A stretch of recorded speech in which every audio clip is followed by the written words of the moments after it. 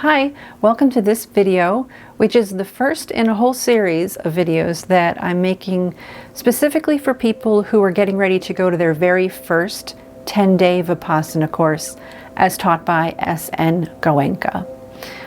In this video, we're talking about what you can do to prepare yourself mentally so that you can have the best possible experience. And these are tips that are based on my own personal experience, so it might not all apply to you, but it also might give you some insight into what the experience might be like. And because it is very deep work, you're going to go very deep into your mind when you do this course. I just think it's best to be prepared mentally, because you're going to be on a mental adventure. That's kind of a weird thing to say, but in any case, let's just get right into it. I have a little list over here. So let's see. Okay. The very first thing is, before you go, even if you've already registered and your bags are packed and you're leaving tomorrow, it's not too late to change your mind. This course really isn't for everybody. It's really hard work. It's going to be mentally challenging. And the more you put into it, the more benefits you'll see on the other side of it.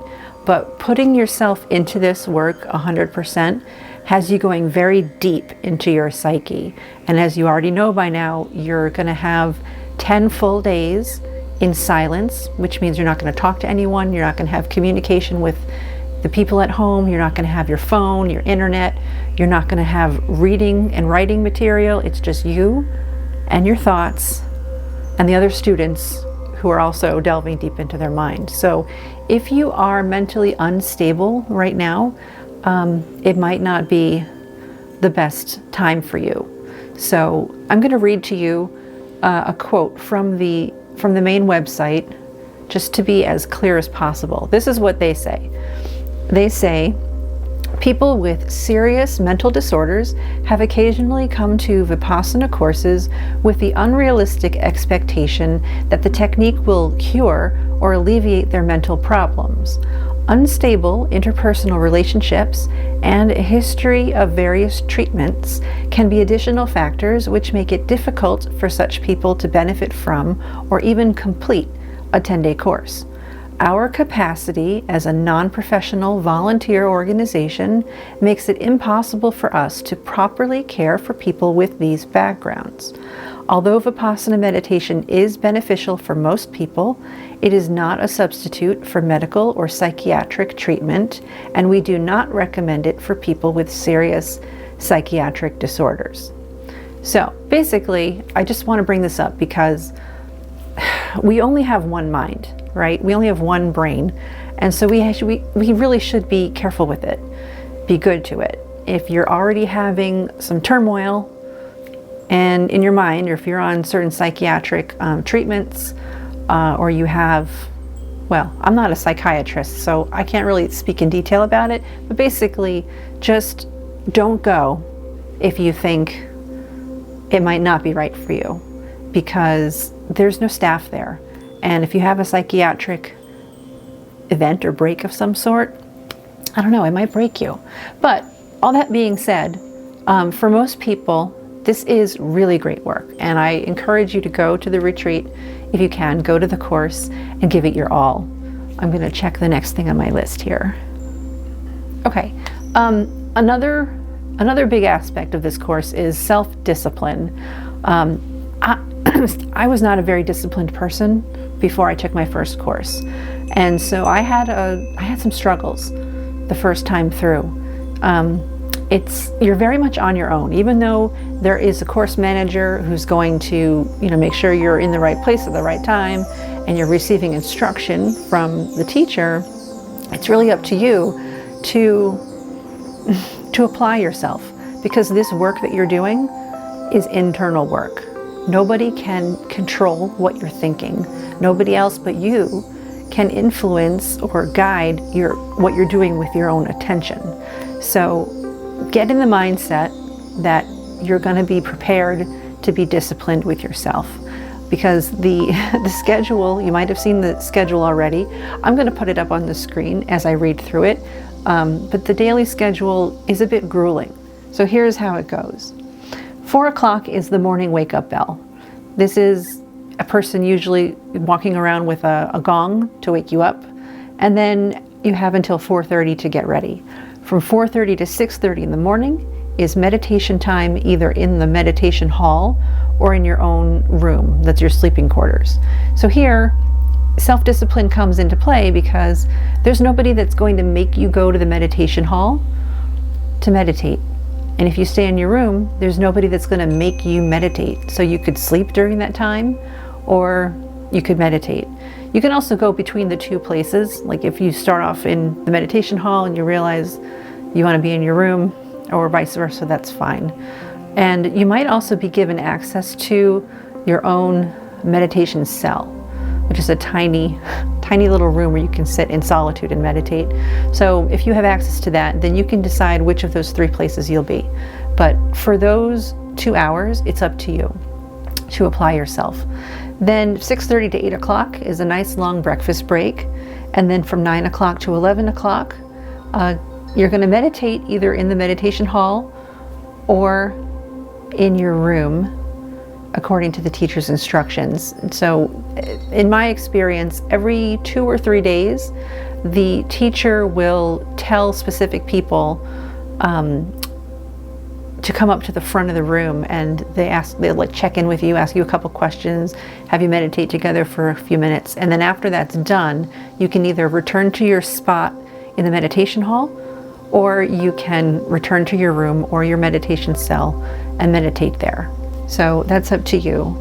Then you have a lunch break from 11 to 12, and then from 12 o'clock to 1 o'clock is rest and interviews with the teacher. This means that if you want to sign up for a 5 or 10 minute slot with the teacher, you can go, and it's one-on-one. So you can ask any questions you have, or if you're struggling with anything or need clarity about the teachings, then you can go and ask the teacher. So that's what that is. 1 o'clock to 2:30, again, meditate in the meditation hall or in your room. 2:30 to 3:30 is a group meditation in the hall. Whenever they say group meditation in the hall, you are to be in the meditation hall. And if you don't go there, then the course manager is going to check your room, see if you're there. If you're not there, they'll see if they can find you. So they are going to make sure that you're in the hall meditating. 3:30 to 5 o'clock, again, you can decide where you're going to meditate. From 5 to 6 p.m. is tea break. This is in place of supper. If you're a new student, which means it's your very first time taking the course, then in addition to tea, there might be coffee, and you can have fruit if you want. There'll be fruit provided for you. And once you've taken this course, you are no longer a new student. Now you are an old student. So when you return to take the course again, if you do, then when you have your tea break, it's just tea, no fruit for you. And then from 6 to 7 o'clock, group meditation in the hall. And then from 7 to 8:15 is the teacher's discourse in the hall.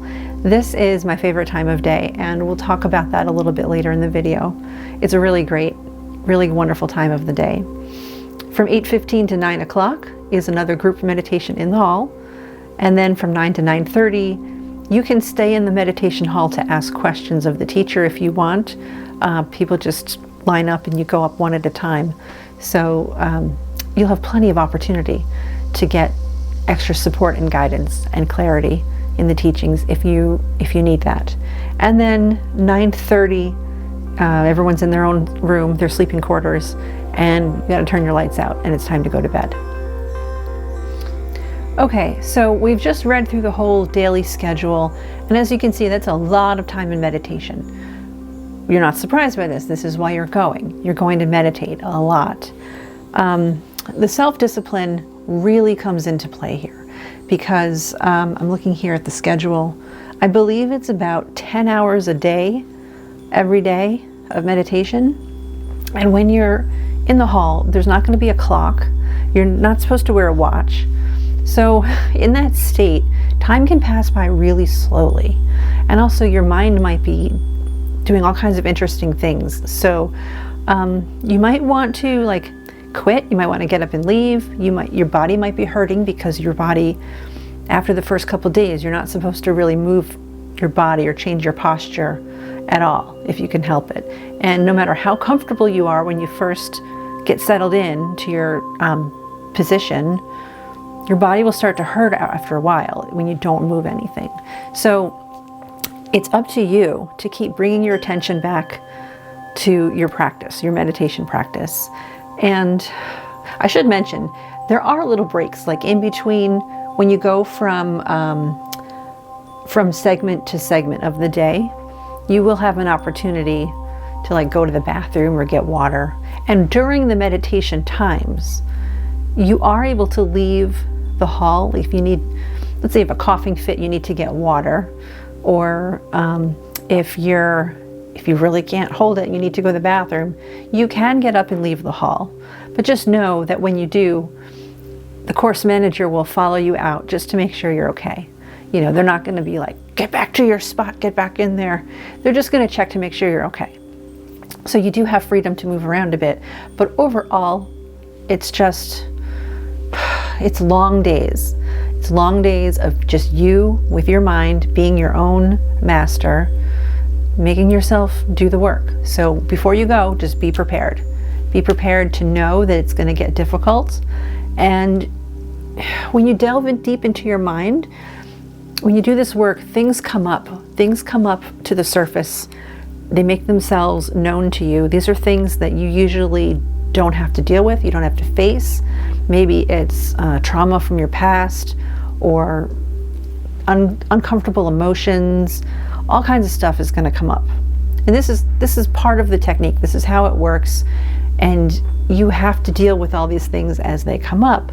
But it's up to you. It's mental discipline, it's self-discipline. So before you go, just get yourself ready, get yourself pumped, so that when you encounter those challenges, you remember that you made a promise to yourself, that you set an intention to see this through and to do your best. And that's the best you can do, just do your best. You're gonna have challenges, it's normal. Doesn't mean you're failing at all, doesn't mean you're not doing it right. It means you're doing it right. So take that as encouragement and just keep moving forward. Okay, so now let's talk a little bit more about the physical discomfort. I don't know how anybody else deals with this, but for me, especially the first 1 or 2 times that I took the course, the physical discomfort was a real distraction for me mentally. So what I recommend you do is, if you're already not accustomed to sitting totally still for an hour or more at a time, and for multiple times a day, then practice at home.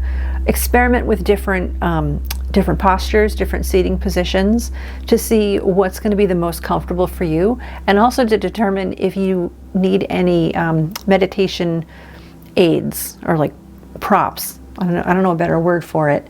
That'll help you stay comfortable. So some people like to sit on a meditation bench.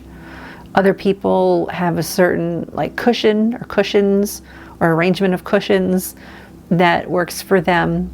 Some people use a little chair called a back jack chair. That's what I have.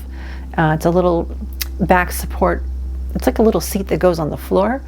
And just experiment. It's good to have this down before you go there. But also, if you haven't figured it out before you arrive, don't worry, it's fine. You're gonna have 100 hours of meditation to figure it out while you're there, right? If it's 10 hours a day of meditation, 10 days, you'll get there. So it's not like the end of the world if you don't show up already knowing your posture. Also, it's good to know that a lot of these meditation centers have some meditation benches and cushions available to you. At the place where I go, they have a certain amount and it's first come, first serve. So there's no guarantee that you'll be able to use the supplies that they have. So just be prepared for that. Another word about the pain. Don't be scared before you go. How do I say this? It's not like you're going to be tortured, but you are going to, I think it's reasonable to expect that you might have a certain amount of pain in your body during this course. it's okay. It's just because you're not moving your body's used to moving. As you go through the course and understand the teachings, and you get deeper and deeper into the instruction of the Vipassana meditation technique, you'll start to learn the deeper meaning behind these sensations in your body. I'm not going to talk about what the technique actually is and how it's done, because that's the purpose of the course. The proper way to learn this technique is to go to a 10-day course and learn it. So I'm not going to go into that. So I'm just going to say that it's I don't want to scare you off. You shouldn't be scared off. It's just that you should go expecting that you might experience some physical pain, but it's temporary, and you're not going to cause any damage to your body. It's just a sensation. It's just a physical sensation, and you're going to learn how to put that aside and not focus on it so much. So that being said, just, expect, be prepared mentally for discomfort. But, you know what they say, the best rewards in life come when you push yourself outside your comfort zone. So in this case, we're talking about physical discomfort.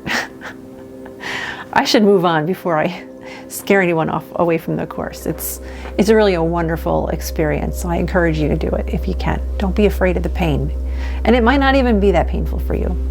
Oh, also, if you have a need to sit in a chair instead of sitting on cushions on the floor, then you can make arrangements with the meditation center ahead of time to be seated in a chair. So what happens is when you go for the very first meditation session, they're going to assign you a specific spot in the meditation hall. And unless you have specifically arranged to have a chair to sit in, then you'll be sitting on a cushion on the floor. And you can bring with you anything from home you might need, like cushions, benches, whatever. So they can find a way to make you comfortable. If it's really a really big problem for you that it turns out you can't sit on the floor, you can talk to the course manager and request a chair. And I have seen some people have a spot, like a regular floor cushion spot, and also a chair on the side of the room. So for some meditations, they're in the cushion, and other meditations, they're in the chair. So just, make whatever arrangements are right for you. Okay, let's talk about the silent part of the silent retreat. Noble silence. This starts on, I think like right before the very first meditation session in the hall. I'm not sure. So you're going to go, the very first thing that happens on the first day is there'll be an orientation where the course managers talk to everyone in my case, it was in the dining hall. Everyone was there, and the course managers were there to tell everyone logistically how the course works and what to expect, and answer questions and things like that. So at that point, you can talk to the other students, you can talk to whomever you want, but then as you go to the meditation hall for that first session, it was kind of neat. At the place where I went, they had a sign taped to the floor that said, like, it was in the hallway leading up to the meditation hall, and it said, "Beyond this point, noble silence." And that was like crossing the threshold into noble silence. And from that point forward, for the rest of the 10 days, there was no talking. But then on the very last day, noble silence is lifted, and you can talk with the other students again. And they even have times of the day when you can, the men and the women can mingle, because during all of the course, the men and women are separate. They have separate sleeping quarters. They sit on separate sides of the meditation hall. So all the males and all the females grouped together. But on the very last day, everyone can talk and mingle. Not during the meditations, but during the break periods. During the break periods, you can. So that's kind of cool. The reason I bring this up is because I thought that being silent for 10 days was going to be really hard. And I had this I had this image in my mind of like how much it would change me to not be able to talk for 10 days. And I was imagining like, oh, when we can talk again, like what are my first words going to be? But it really wasn't anything like that. It turned out, at least for me, to not be difficult at all to not talk. And again, you do have those times of the day where you can talk to the teacher. If you ever have any problems, you can talk to the course manager. And during the discourses, I forget what time of the day that is, from 7 to 8:15 p.m. is the teacher's discourse in the hall. That's really enjoyable. That's videos by S.N. Goenka. He's the teacher, and he's teaching you about the technique, about everything else that goes with the technique, and he tells stories and he tells jokes, and he's pretty funny. Like a lot of people think he's really funny, and so you get to like laugh out loud with hundreds of people every night. It's really nice. So you're not truly completely silent for 10 days. So if that's something that you're concerned about or worried about, don't be. I don't think it'll be an issue. Let's talk about these teachers' discourses. You might have found that they are available on YouTube right now. Last time I checked, they were. But don't watch them. Please don't watch them. Please wait until you're at the course to watch them. So what happens is, during the meditation sessions, you're receiving the instructions by audio recording. Goenka recorded this course so that every student all over the world, no matter what country they're in, no matter what meditation center they attend, everyone is getting the same exact instructions. And there are a few different reasons for this, but mainly it's to preserve the integrity of the technique so that it's not getting contorted into something different. It's very pure. So these daily discourses, it's like an hour or so of a video, and every night when you watch the video, he progresses the teachings a little bit further, and you go deeper and deeper and deeper into Vipassana. The reason why I recommend that you don't watch it ahead of time is that it's entertainment. It's your only source of entertainment while you're there. The days are long, time might go really slowly for you. You might not be sleeping well at night. There's going to be all kinds of things going on in your mind. It's going to be like a trippy experience. And that's your one shot every day. I kind of thought of it like going to the movies, you know, like you go to the meditation hall, you get all like bundled up in your blanket, you get cozy, and everyone watches the TV screen together, and this wonderful man is there, and he's wise, and he's telling you interesting things, and he's telling you stories, and he's telling you jokes, and you get to laugh. And the first time you hear these stories and jokes, you're with hundreds of other people who are also hearing it for the first time. So it's really a delight to laugh out loud out of that noble silence. And also, if you watch it all ahead of time, it's a lot of it's probably not going to make sense to you because it relates to what you've learned during the day. And it unfolds, it's a progression. You know, it's all very carefully constructed so that you can understand the technique as much as possible. All that being said, I do understand the urge to try to learn as much as you can about this before you go. Because after all, you are cutting yourself off from the outside world for a long time. It's very unusual these days to not be on the internet, to not have your phone, to just be in this immersive, solitary experience. It's a big deal. But please, resist the urge. And then once you're done, once you're home, you can watch the videos as much as you want. And while you're there taking the course, you don't have to worry about trying to remember everything that's said because, you know, you're not going to be able to take notes. That's okay, because when you get home, you can watch the videos on YouTube and take all the notes you want. And also, on the last day of the course, at least at the place where I went, there were materials that were available to take, like pamphlets and booklets and things that had information about all the teachings. And once you have completed the course for the first time, you are now an old student. And as an old student, you'll have access to the part of the website where you can log in as an old student. And there's lots of information for you there too. So don't worry about not being able to take notes. Just be fully present during the course. Absorb what you can, learn what you can, give it your best shot, and it'll be great. Okay, let's talk about silence in the meditation hall.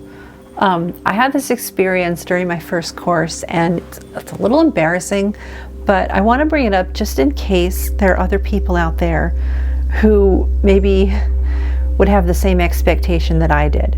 Before I went, I was picturing complete silence, total silence. And so when we go into the meditation hall, you have hundreds of people in this room, I was expecting everyone would just be quiet and eyes closed and be meditating. And then I'd be able to just go deep within my mind. I had this very romanticized idea of what it was going to be like. But really, it's not very quiet in the hall. Even though no one's talking, there are hundreds of bodies, and bodies make sounds. And like, there are going to be people coughing, sneezing, maybe burping, people getting up and leaving the room because maybe they have to go to the bathroom or for whatever reason. Then the course manager is going to follow them out. Then the course manager comes back. Then the person comes back. You got people changing position. You might hear the sound of their clothing moving around, zippers, there's just all kinds of sounds. And for me, gosh, I'm embarrassed to say it, but it was so annoying. And because I was just like, shut up, you're disturbing my peace, my inner peace. It was ridiculous.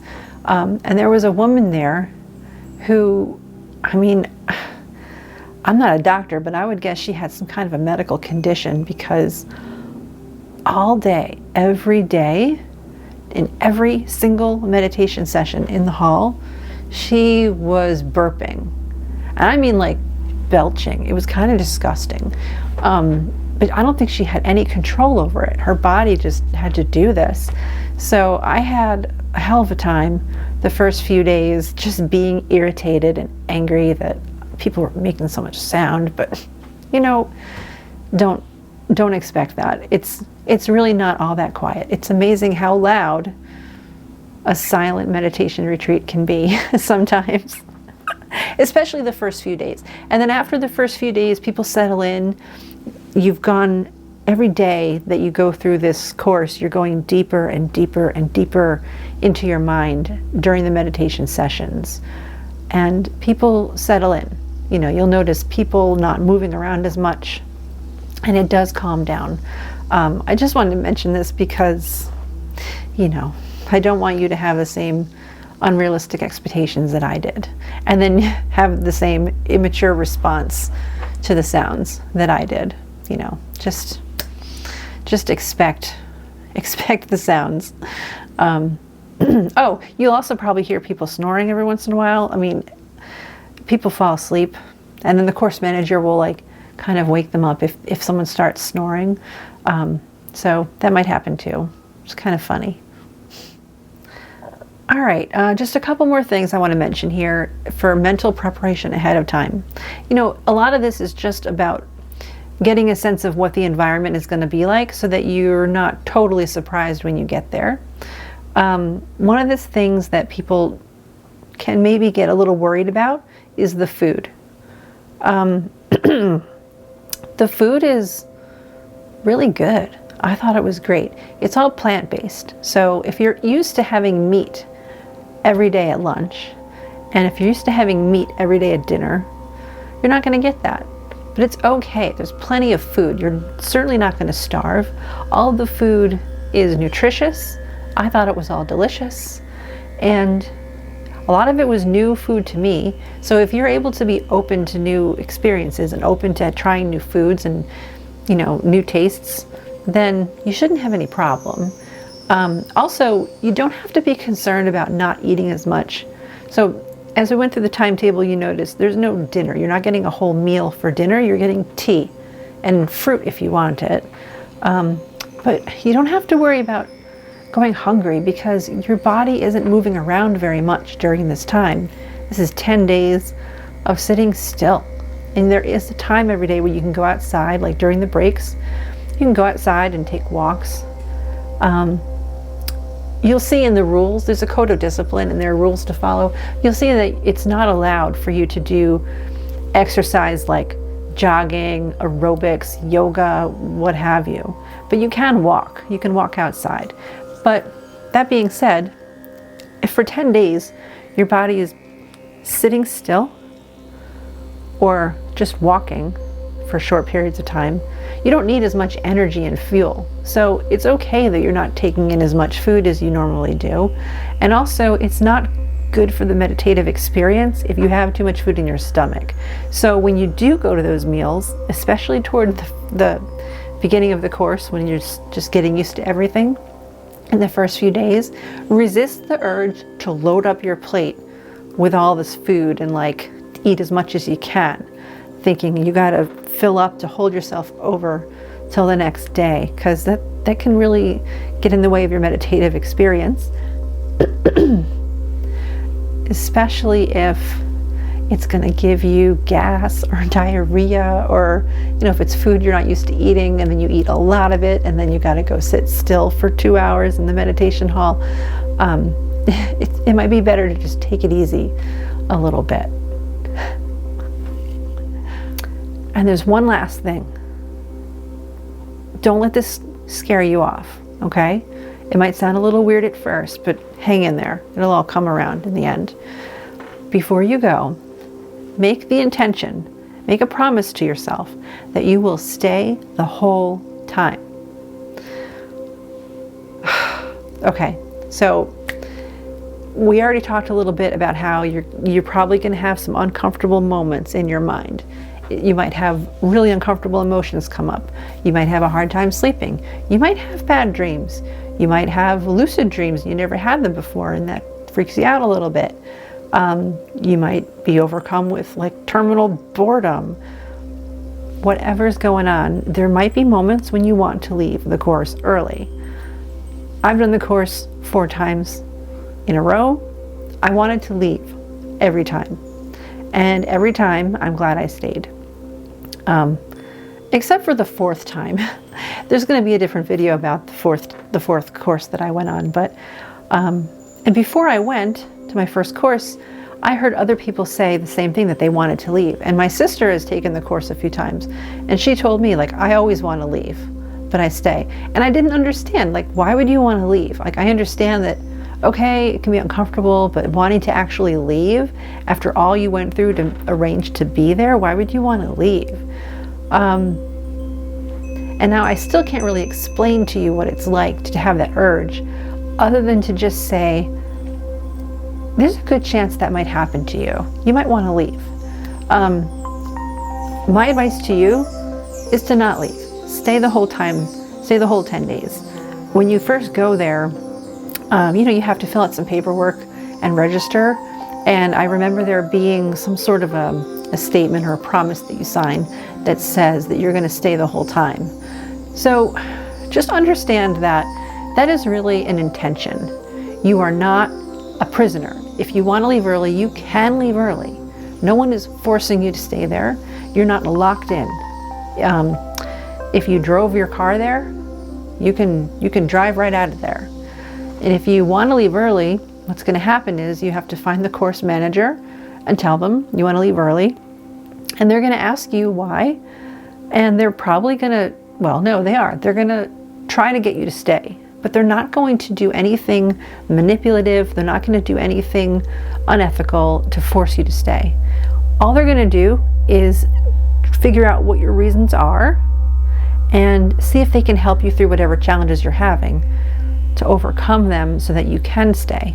Because the benefits of this course, as you've probably seen on all the videos that are on there on YouTube, there's hundreds of videos of people talking about how wonderful the course is and how they encourage you to do it. All the benefits of that course aren't going to show up in your life until you've completed it. So during the course, you're putting in the effort, you're doing the work. You're having these uncomfortable moments. You're coming up against yourself. You've got all these challenges you've got to overcome, and you have to overcome yourself and your own resistance. In those moments, it's not going to be clear to you what the benefits are going to be. But know that if you push through that, and if you stick with it, and you do complete the course, then there are benefits on the other side of it. And there's going to be another video in this series that talks specifically about that in more detail. So the course manager is going to try to get you to stay and see what they can do to help you to stay. They might have you talk to the teacher to get some more guidance and support from the teacher, so you can overcome these challenges and stay, because the benefits are so worth it. This course is life-changing for many people who go and do the work and commit to it. So they just want to make sure that you're not robbing yourself of those benefits. But if after that you've decided, no, I really am leaving, or let's say you get sick, you might get really sick and you have to leave, that's fine too. They'll just give you your stuff back and you can go.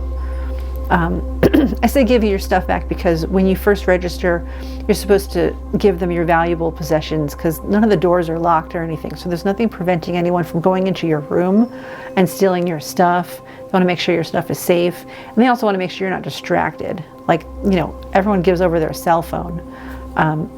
Or if you're after the course is over and you're gonna go on to have a vacation or whatever, you might have your computer or tablet. You give all that stuff to them and they lock it up so that it's safe. So if you are gonna leave early, they'll give all your stuff back to you and you can leave. So just go in there knowing it's gonna be hard, it's gonna be challenging. You're probably gonna have experiences that you've never had before. And there are going to be parts of your own self that make themselves known to you. They're going to come up to the surface of your mind and you'll have to face them and deal with them. But after you process that, that falls away and now you're left with a new self. It's really magical. It's really wonderful. So I wish you luck. I wish you all the best luck and good fortune. I'm so excited for you that you're going to do your course. And you may find that you go back and do it again and again. I've met people who've done the course 16 and 30 times. Like I met two women. I met the one who did it 16 times and I was amazed. And then I met the one who did it 30 times, or was it 40? I can't remember. I was just like, oh my God. And you know what? They were the most amazing people. The people who've done this course multiple times, you can tell when you're talking to them, they just have a whole different energy about them, and there's a different feeling that they put off, and a different way about them. It's really cool to see, like with your own eyes and feel with your own body how it changes a person. It's really, really great. So congratulations. Good luck on your course. I hope it goes great. And if you watch this video and then you took the course, come back and let me know how it went. Leave a comment, because I want to know. I want to know if these videos are really helping people too. I mean, that's why I'm doing this. So let me know. Thank you.